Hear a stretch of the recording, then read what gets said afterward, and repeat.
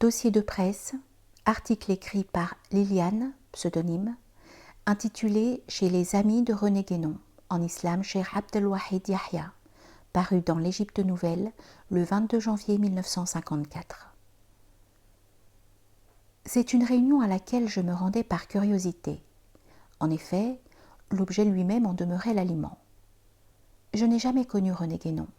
Je me suis encore moins familiarisée avec sa philosophie. Mais j'ai emporté une certitude en sortant de ce lieu. C'est que le Coran était à la base de son extraordinaire doctrine. Le groupe était très curieux. Quelques-uns manquaient à l'appel. Par contre, il s'est trouvé là quelques visages dont nul jusqu'à présent ne soupçonnait l'affinité avec la doctrine du maître. Ainsi surnommait-on dans ce cercle si restreint ce philosophe qui a vécu une vie humble et retirée, consacrée avec dévotion à son œuvre magnifique. Mais n'est-on pas en droit de se demander pourquoi ou pour qui cet homme a écrit ces 20 et quelques volumes, ainsi que les innombrables articles parus régulièrement sous sa signature dans la revue française Études traditionnelles ? D'aucuns d'entre les présents tentaient de garder pour eux la connaissance de l'homme et de son œuvre, que peu, semble-t-il, avaient eu le privilège de se voir révéler. Sur quoi, un simple suggéra l'idée d'une conférence sur Guénon. Épouvantés, les initiés la repoussèrent comme d'un commun accord, alléguant que, pour rester dans l'esprit du défunt, cette œuvre immense ne devait pas être vulgarisée.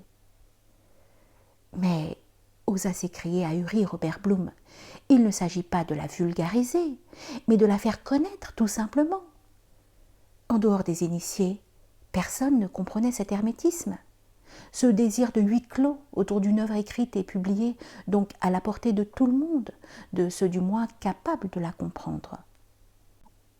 Les amitiés, aussitôt un pincement collectif de lèvres, un sourire désabusé, presque écrasant de mépris pour ce commun des mortels qui composait les habitués.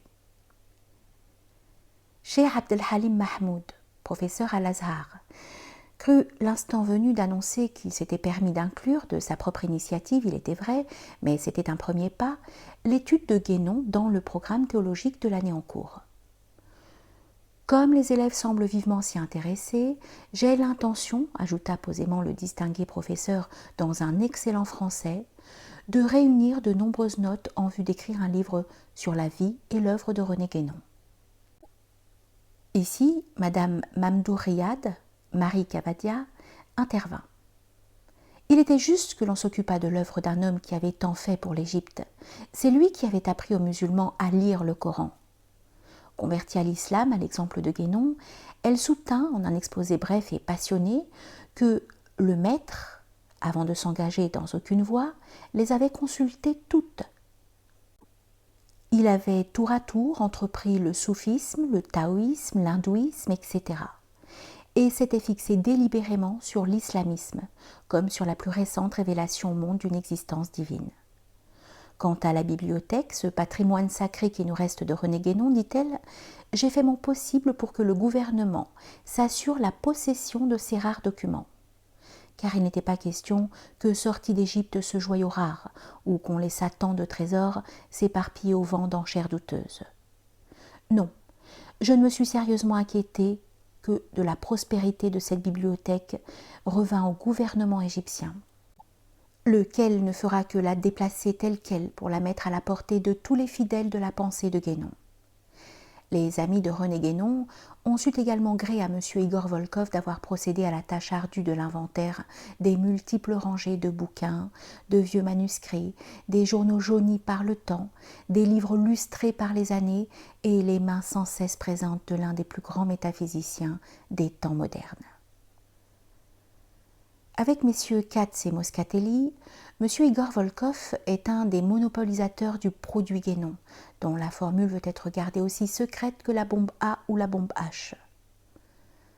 Insistant sur le fait qu'une conférence soit donnée quelque part aux amitiés ou ailleurs, une personne présente lui aligne comme dernier argument « Vous vous dites appelé et par un hasard inattendu, affirmez-vous. Ne pensez-vous pas que parmi une audience de quelques cinquantaines de personnes, par exemple, il se trouve un ou deux appelés, sinon plus, qui s'ouvriraient à cette doctrine et chercheraient par la suite à la mieux approfondir? Devant une telle logique, M. Volkov se contente de dodeliner de la tête et de se barricader derrière le silence le plus épais. Cependant, M. Ali al-Dib, autre guénonien, né en islam comme son coreligionnaire azarite Cheikh Abd al-Halim Mahmoud, se montrait bien plus tolérant. René Guénon est aussi assimilable par un chrétien et par un juif que par un musulman. Il est injuste et inadéquat de la garder pour soi dans un cercle fermé et d'en faire un ésotérique. Il eût été plus simple que ceux qui actuellement se réclament de sa doctrine et snobent autour de son œuvre s'humanisassent. Son nom à lui seul prouve la simplicité de conception de cet homme, Abd al-Wahid Yahya, ou l'adorateur de l'unique vie. Il résout tout le problème. Mais, pardon, ce nom, il ne l'a guère choisi, il lui fut donné, affirme impassible et sépulcrale l'ex-secrétaire de la défunte Madame de Saint-Point. Voilà que la controverse se mêle de tout, même de dénier un nom choisi à dessein par un grand homme. Controverse qui déclenche d'inutiles et ridicules débats. C'est dans cette sauce aigre-douce où le paprika domine que se termina la réunion des amis de René Guénon. Liliane.